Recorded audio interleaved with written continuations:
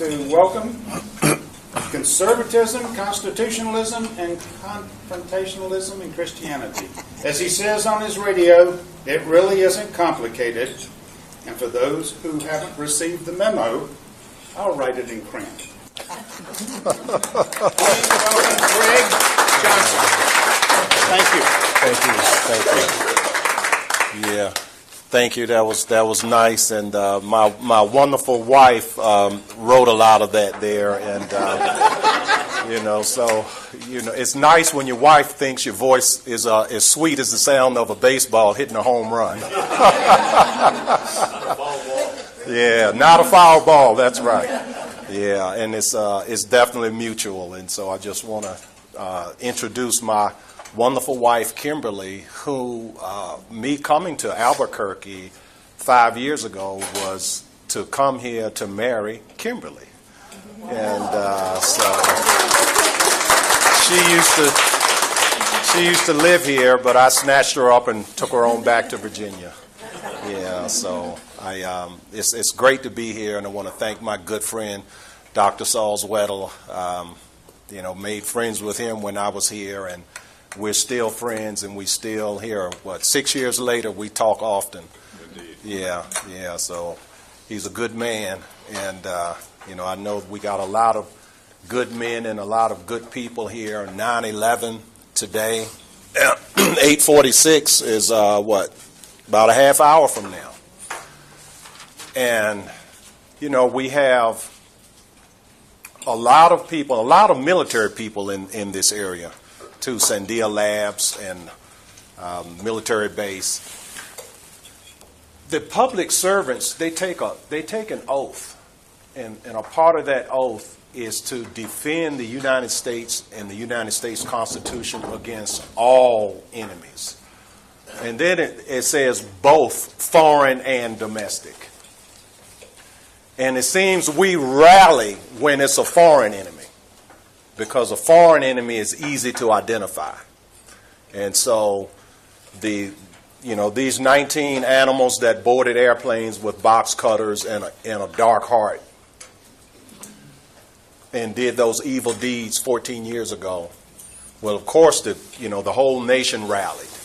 And you look at every time, whether it's the Cold War and we're fighting the Soviets, or we're fighting the Nazis, or we're fighting the fascists in Italy, the Imperial Japanese, the North Koreans, whomever, we always rally. But it says both foreign and domestic. And very few people ever stop to ask, okay, exactly what is a domestic enemy? We all know what a foreign enemy is. What about the domestic enemies? I mean, we all have as Americans, we should all have an oath, even if we're not a member of the military or if we're not a public servant who's been elected. We should all, there are a lot of ways we can fight. A lot of ways, with our time, with donating money, with speaking out, writing letters to the editor, showing up with placards. There are all kinds of things we can do. Like you just said, what lady who's having a pacemaker is the one that shows up at the state fair, and I know she's not selling popcorn, is she? No. Yeah, she's doing her part. So, what about the domestic enemies? Because a lot of times it's the domestic enemies that make the foreign enemies possible. And I talk a lot about the Christian Conservative Constitutional Coalition. And I go around speaking to groups to try to get us to understand that we are natural shipmates, and we are, whether we know it or not, we are a natural coalition. And I try to encourage us to, and there's a reason why the way I phrase that, I put Christian first, okay? It's not just that, this is a Christian nation. We were founded as such, and we're still such, even though we're not perfect, but, thank God we're Christians and not Muslims, because as Christians, we don't have to be perfect, okay? But one of the things is to get us to practice Christianity on one another and hold that coalition together and to not fight one another to say, well, oh, I'm a conservative, I'm concerned about national security. Oh, I'm a fiscal conservative. Oh, I'm a libertarian. Okay, I don't care about any of that. Just leave me alone. Let me have my reefer and let me marry who I want. And, if you do that, I promise you I'll vote Republican. Okay, so there's all this back and forth, and we have all these superficial reasons to oppose one another. We're seeing it in the Republican primary right now with, Donald Trump, bulldozing through and everyone else as a second tier. But that coalition has a job to do. That coalition has to fight another coalition, but they don't call themselves a coalition, but look at how they act.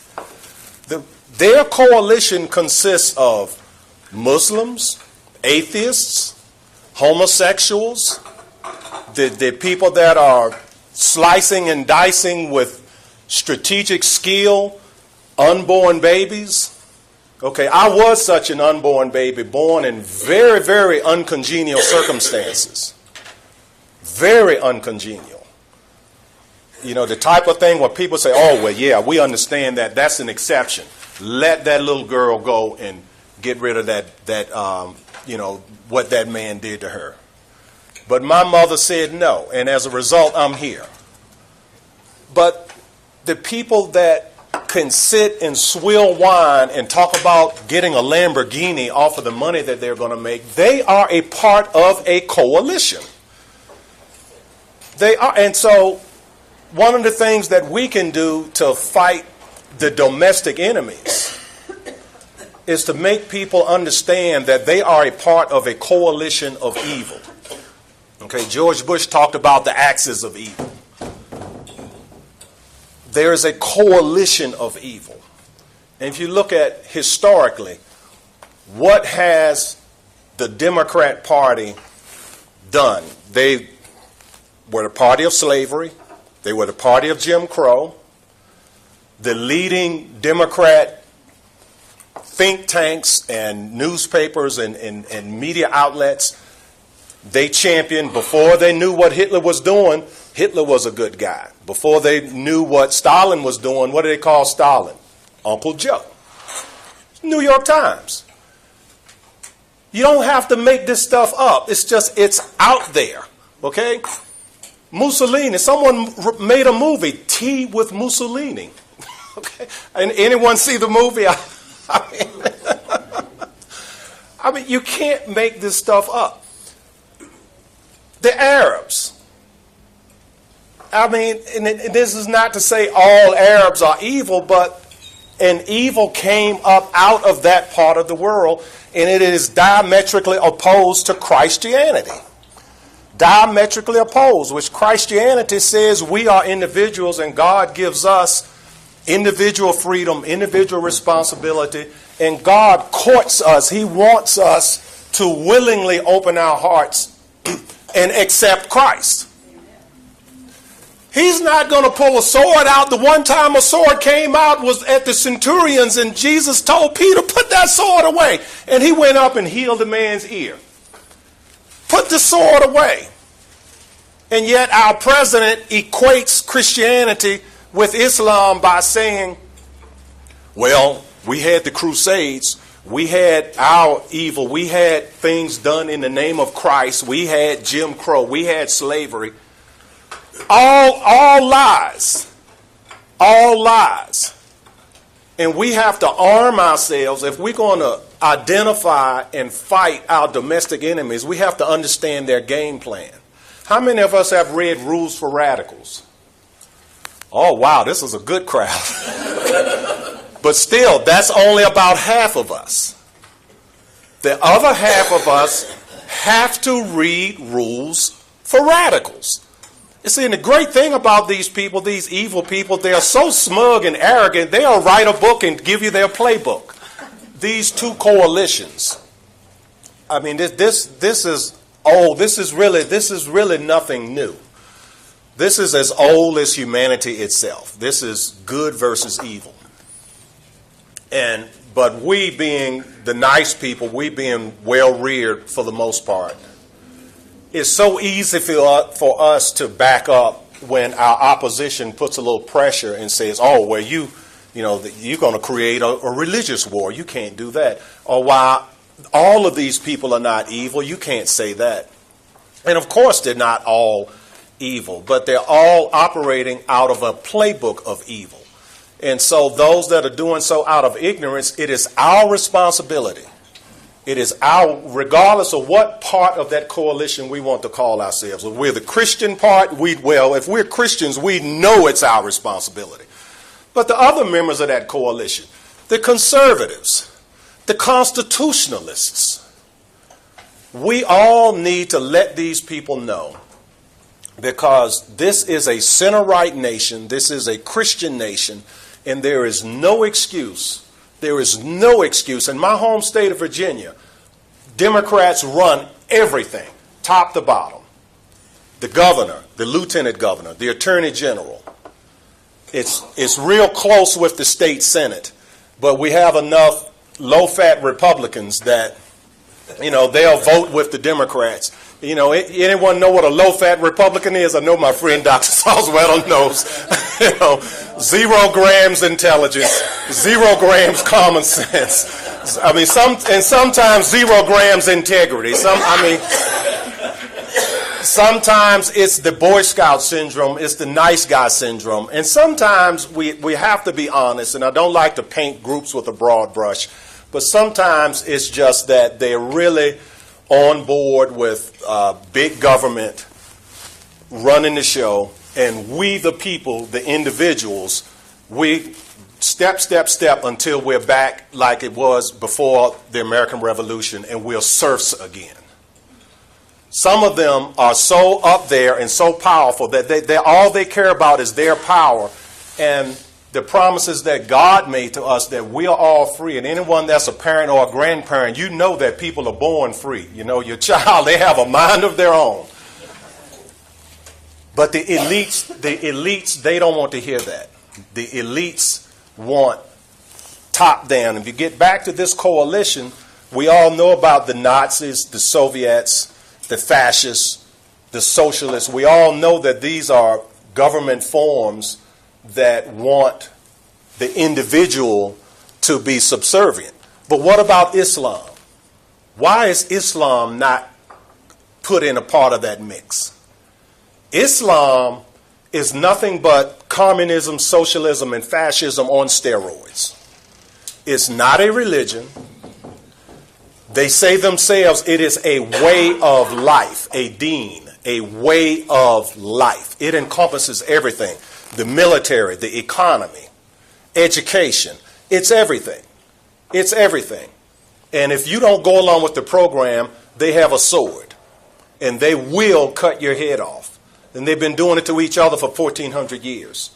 And the lie we're told, we in our coalition, the nice guys now, the Boy Scouts, the nice people, we're told, they're not all bad. And no, they're not all bad, but they are all under deception.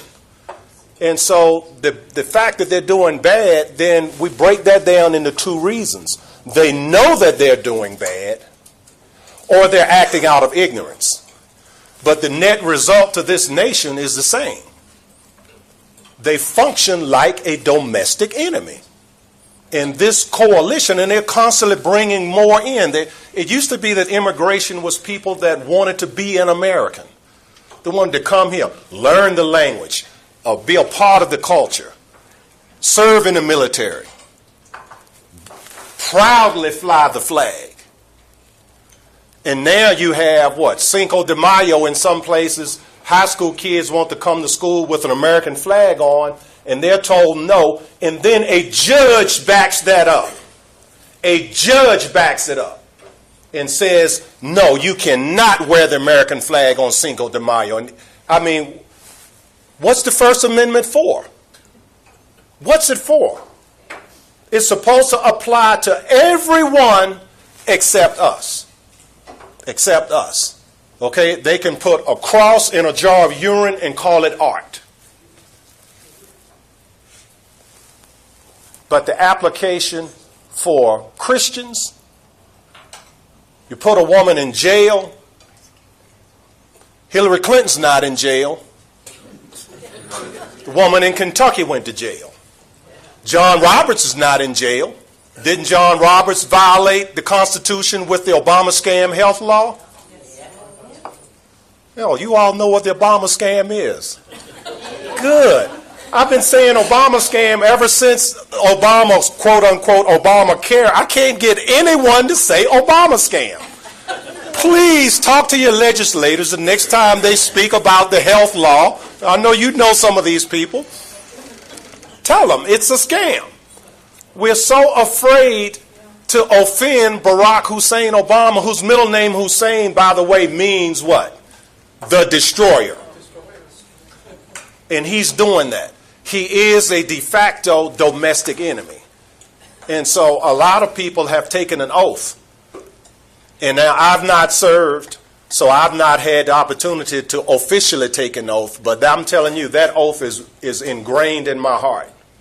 That oath to protect this nation for the sake of not only my children and grandchildren, but all the children and grandchildren in the future generations of this nation. And this is the only way. We have to start understanding that these domestic enemies, they are just that. And if there was not such a thing as a domestic enemy, why did the founders put it in the oath? Because they understand human nature. Thank you. They understand human nature. The Islamic, the ones that do it through government, they do it through giving you all, well, not to say you, but giving people all types of freebies that are really not free. And again, it's not just Rules for Radicals that is an open playbook that anyone can access. Saul Alinsky, for that half that didn't raise your hands, Saul Alinsky's Rules for Radicals, thin book, and the dedication page says it's dedicated to Lucifer.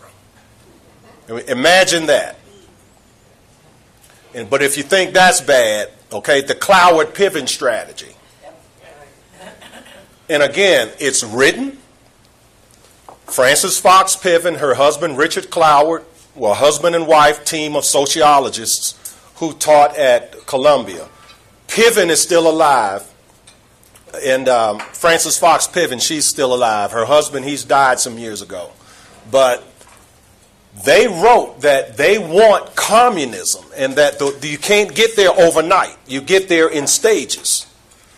And as a matter of fact, even Lenin said that. Lenin said universal health care is the keystone to the archway of socialism.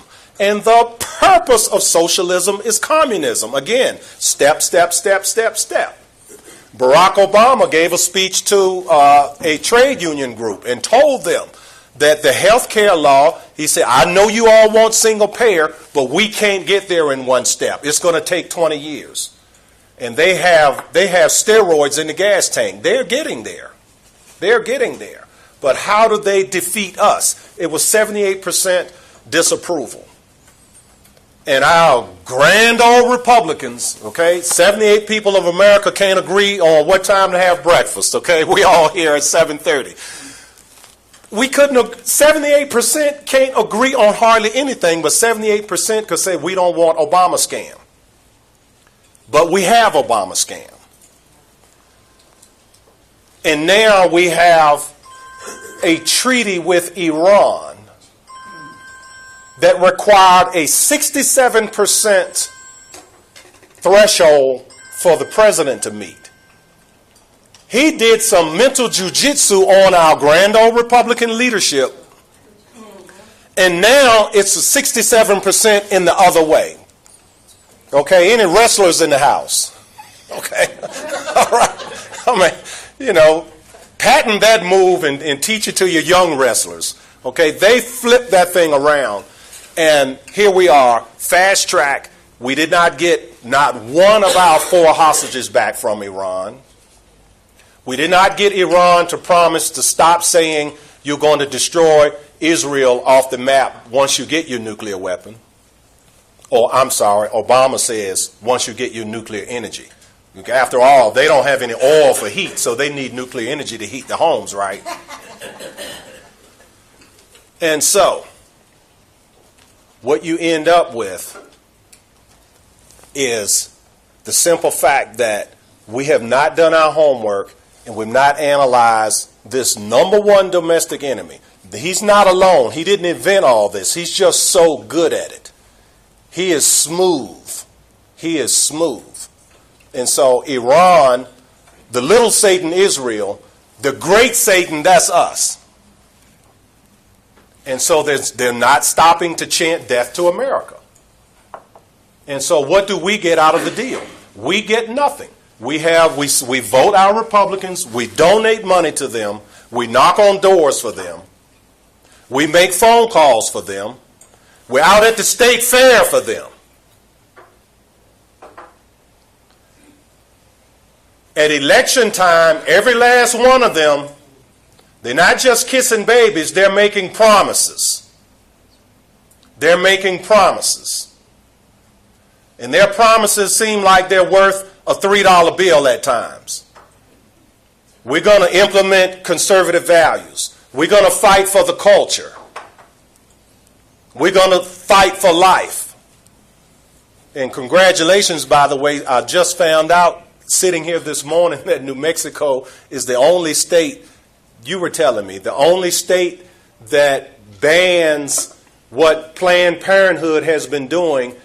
They're strategically cutting babies up so they can maximize the profit.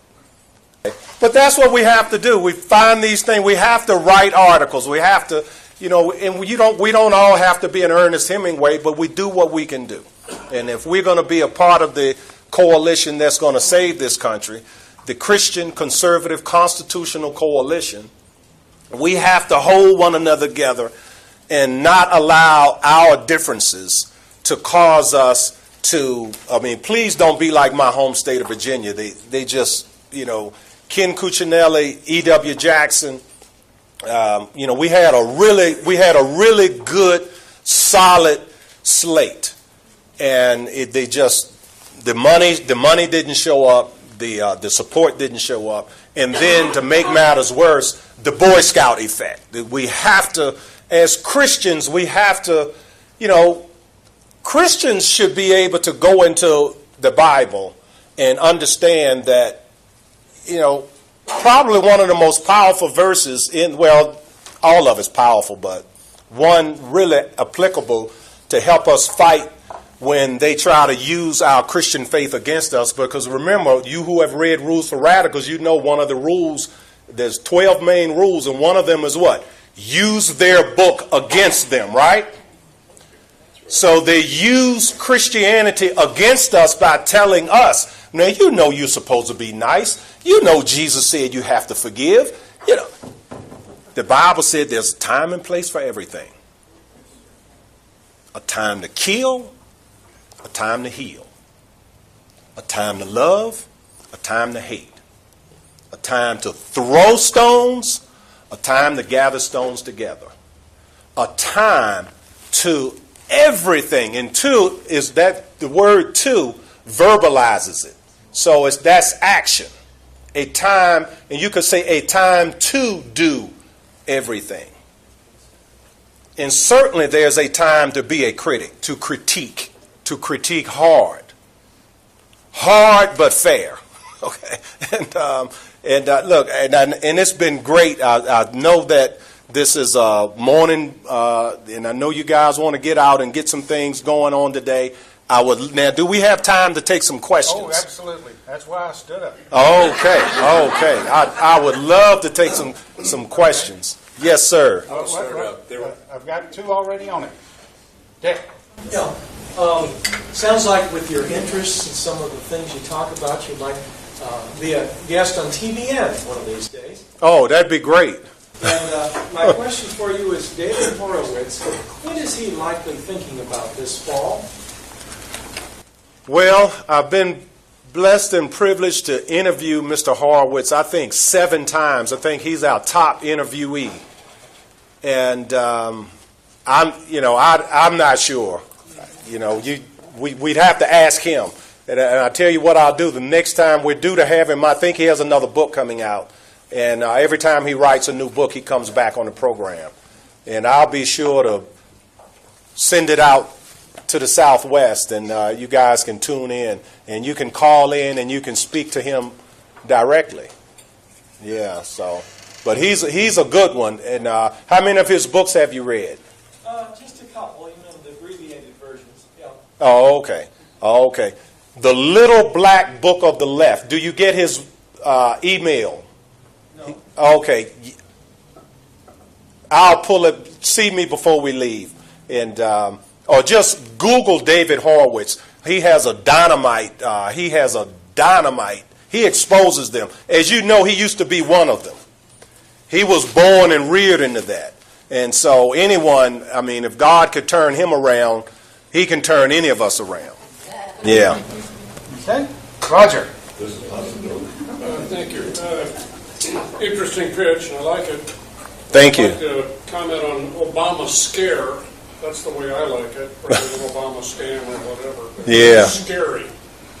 And I think each of us is bumping up against some element of it, increasingly. As we Yeah. It wasn't designed to succeed. It was designed to fail.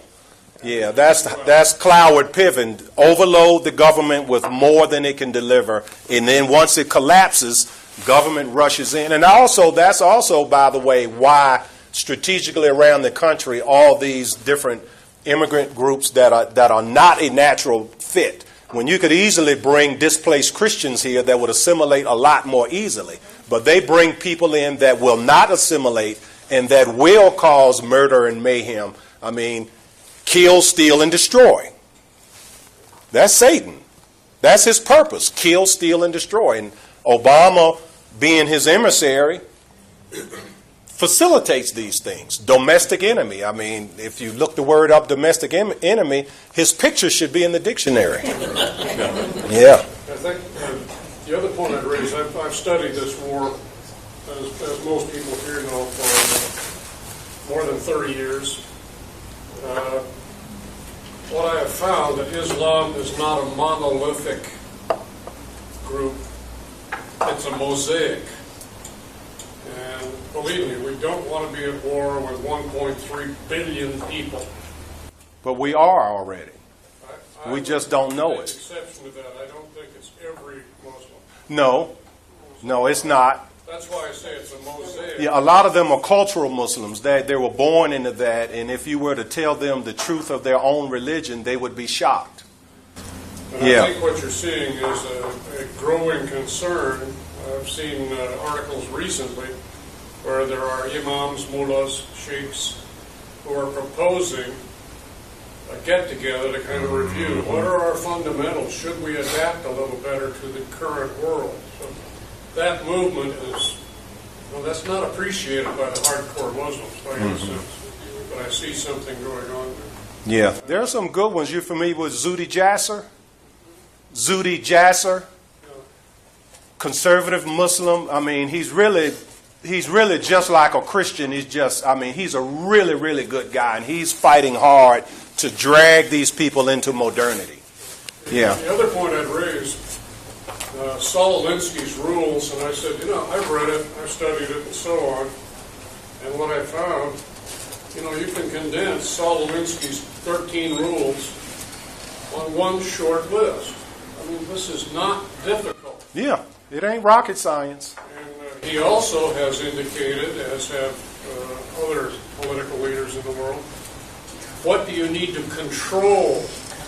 And again, that's a very simple one.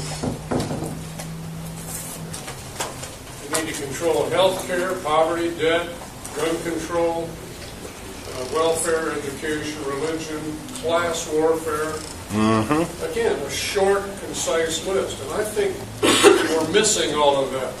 You see so much stuff on TV and the media, radio, television, etc. You kind of lose perspective. And if you go back to what's that guy saying, and go back to Saul Alinsky's controls or his rules, you say, he ain't really on our side. So No, he's not. Those are important. Okay. Yeah. And what you don't know is Roger is a military policy expert. Oh, okay. He specializes in it. He's editor of a book called The Philosophy of War. Oh, okay. So I just wanted to add that in. Dan, go ahead. Yeah, I would take that even one step further to echo Roger's comments. I think we ignore it. We even ignore it. We're complicit with it as Republicans at times, at least the elite group in Washington. I get bothered by our own leadership and our own party myself, because what happened in Virginia was really the result of our leadership ignoring and letting you out to letting you out to dry. All right? They did. They did. We could have overcome it had we fought harder, though. But so you had both things happening. Going to another point, Jefferson predicted what was going to happen about government and the government overload, too, about a government being big enough to give you everything, can take it away, too. But the point I was really going to get to, I'd like to hear your response, Craig, about the immigration landscape that's being created now by our president, and the fact that Christians are not part of that experience. He's setting the landscape right now for us to receive and to pay for a considerable number of people absent a vetting process. Right. Go. Well, again, it's purposeful. It's not, and we have to see these things in relationship to their place in an overall pattern, not in isolation. Because in isolation, it's easy to pass it off as, oh, Obama is naive. I mean, how can a guy be naive for 7 years? Naivete, by definition, is rooted in a lack of experience. And so you can be naive for the first 6 months, the first year, the first 2 years. You cannot be naive for 7 years. It's just not possible. At that point, then you would have to call it stupidity. But the guy's obviously not stupid, because the people calling him stupid, he keeps beating them. Okay? Right. 2 elections, I mean, it's just ridiculous. This thing with Iran, he went from 67 his hurdle to 67 our hurdle overnight, and so it's very purposeful, and this is the party of death, okay? And this goes all the way back to Hippocrates.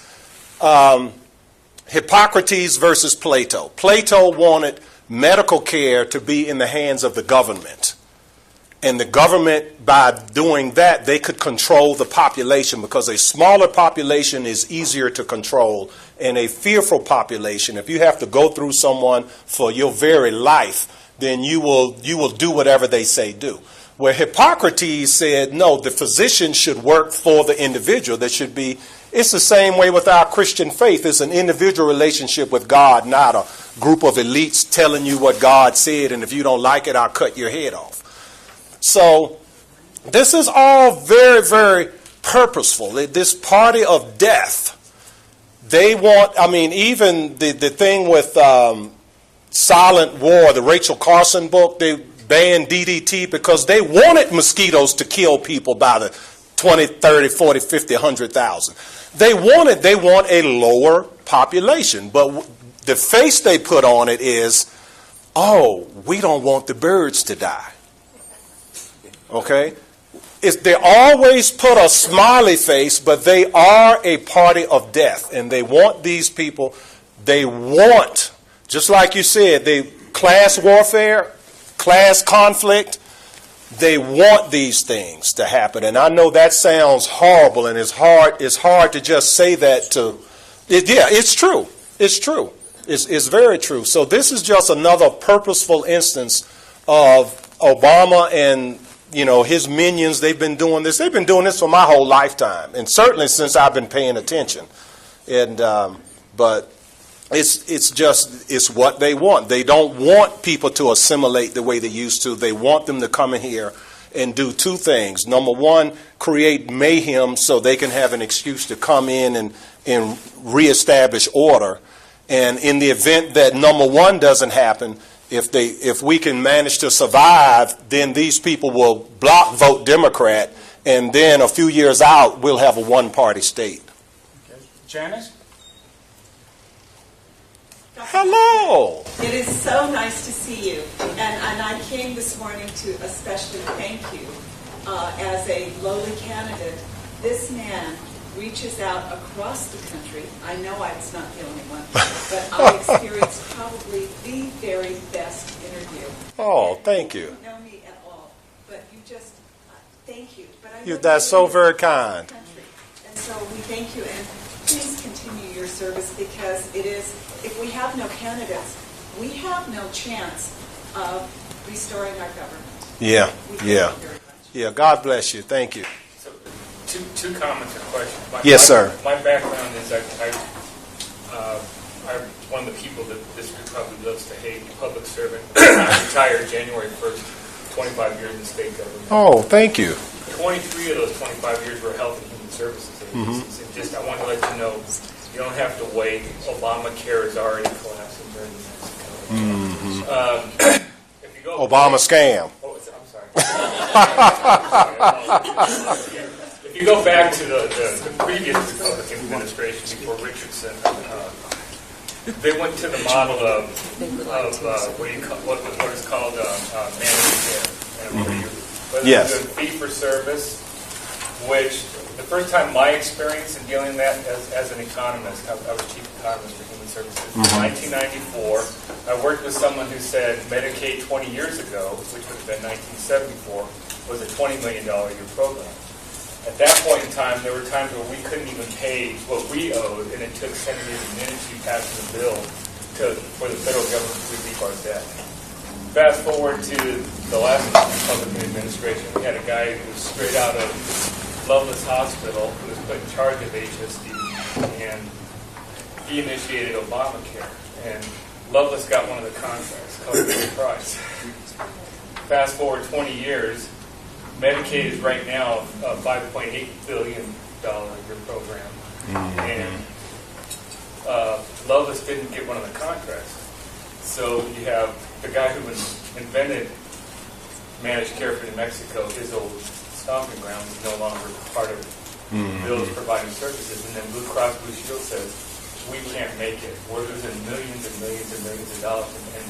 And All by design. Yeah. Yeah, and you know whose fault it's going to be. It's going to be our fault. All right. Yeah. Yeah. So I mean, it's already happening. And I don't. When you're naive, why not? The current administration left everybody in charge, left over from the previous administration that she ran against. Left every one of those in charge of Medicaid, every one of those in charge of Canada, every one of those in charge of child support. And you naively go in and say, oh, we needed to help the people because we're a poor state, number 1, number 2, number 3 in poverty. But you leave the same people in charge, you're going to have the same failed policies happen. Yes. I'm sorry, but that's where I come from. And the second thing is, totally different subject, but comments about Islam. It's like they have a very long memory. We have an attention span where we can't even remember 14 years ago. And if you recognize the fact and do the research on what September 11th means, the biggest thing was September 11th, 1683. So when the King of Poland came down and saved the backside of the King of Austria at the Battle of Vienna, turned back the Ottoman Turks from Western Europe. But if you look time and time again, those battles were initiated on September 11th. It had nothing to do with 911 being an emergency health number. It had everything to do with what historically to the Muslim world 9/11 represented. Right. And they view us as one people. They have the house of Islam and the house of war. We, being infidels, we are in the house of war. And it's legal for them to do whatever, to rape our girls, to cut our heads off or if we submit and pay a tax, then, live into himitude. But if you look at the various battles that took place in Europe, including like Malta and others like that, they always took place on September 11th, and we're just too stupid to do our research. Yeah. Okay. Melanie? Hi, thank you first for this wonderful topic. Oh, my pleasure. And I've got to find you on the radio. Oh, okay.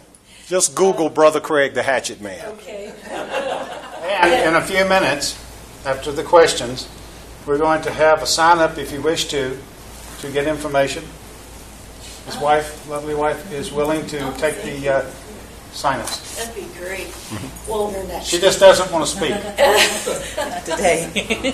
Kimberly. What I wanted to bring up, and you mentioned this in your opening, is that part of Obama's strategy is education. And I've been very involved in researching that, and what I see is, you know, they sold this as, well, every child will be learning the same thing at the same time, automatically wiping out the idea that they are individuals. So that's part of it. But when you look at the marketing strategy they use to sell this Common Core to the states, you know, they talk about, oh, we'll have higher standards benchmarked to the best performing countries. We'll be rigorous in our material. And so forth. And when you investigate that and you look at the people that were the experts that rejected the standards to start with, then you see that it's a big fat lie. In fact, we have lower standards. We don't have rigor. We have less rigor. They're incorporating teaching about Islam in the schools. But it's really a propaganda effort because there's so many things in there that are biased towards a certain philosophy. Yeah. And that, to me, is the Obama effort to control children. Yeah. And homosexuality. Your very basic, little boys and little girls know that they're different at a very, very young age. Yeah, so it's just, it's a total stripping down. You're absolutely right. It is. Okay. Yeah. Well, I have to take exception that there are peaceful Muslims because the Quran itself is not peaceful. Oh, I'm in agreement with you. Hitting us. Yeah. And I've had personal experience, and I just got a text from my son, who's in Washington, D.C., and he was supposed to be in the World Trade Center 14 years ago. But he was led instead to California and to help revive the United States economically. He wrote the first multi-billion-dollar contract that revived the economy during that time. He was supposed to be in the World Trade Center that day, but he lost his best friend. He lost hundreds of his best friends. And Muslims, their Quran says, behead us. So I'm in agreement. There is no such thing.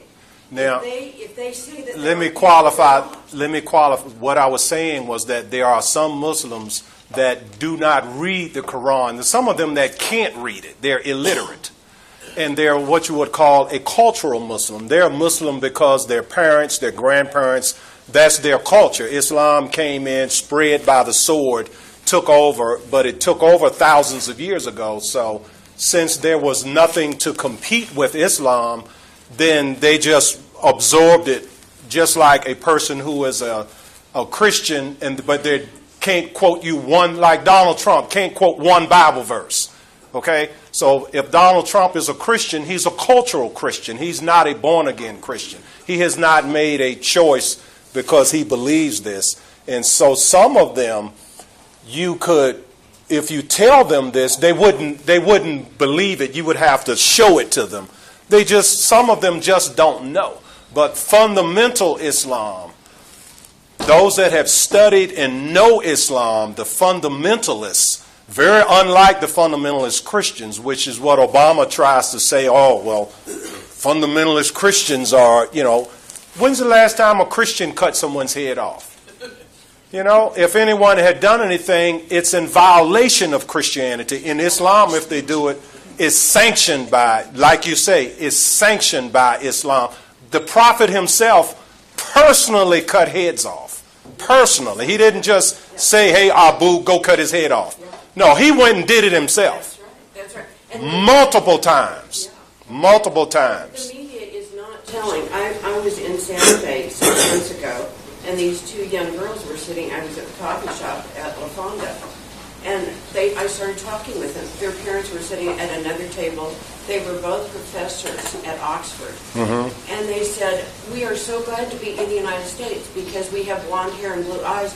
We can't walk in England without, if we are raped, we will not even go to trial because they accept that. That's what's happened in England right now, and Yeah. we've got to stop this in the United States because the You're media right. is not helping us at Yeah. all. And I appreciate you so much. Yeah, because the prophet did that. The prophet raped girls, and they've written it in there that what your right hand possesses. So what your right hand possesses is when they conquer an area and they have the foreign women, that's supposedly what their right hand possess. And they wrote in the Quran, there's no fault on you if you go into them. So their book not only sanctions murder, it sanctions rape.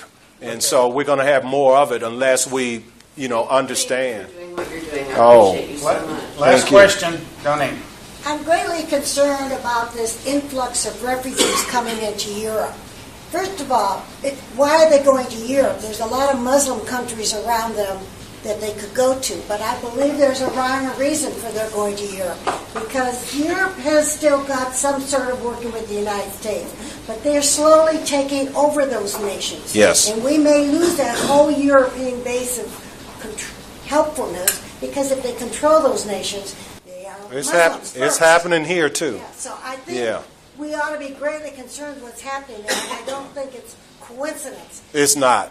Yeah. And see, they don't go to the rich Muslim countries, and these are some very, very rich nations. When your source of wealth is such that if you kick the sand, oil pops up. I mean, come on now. To get our oil out here, we have to drill deep. We have to frack. We have to do all kinds of things that cost money to get our oil out. Their oil is relatively easy to get. These are very, very wealthy nations, and they don't take refugees in because it's not a refugee. It's disguised as a refugee problem. It's really an invasion. And it's just, and Obama, see, people don't understand, Obama was trained in madrasas. Obama has said himself, how many of you have read the 20 quotes of Obama praising Islam and the 20 quotes criticizing Christianity? Everyone really should have, really, just Google that. Google Barack Obama 20 quotes, and it'll pop up. And the things, the number one is the sweetest sound he has ever heard is the Muslim call to prayer. The sweetest sound. Now, not the sound of my baby's cry the first time, not the sound the first time Michelle said, I love you. I wonder, has she ever? Well, never. But anyway, it's not, you're right, it's not a coincidence, it's not an accident, and he is not a dumb man. He's not.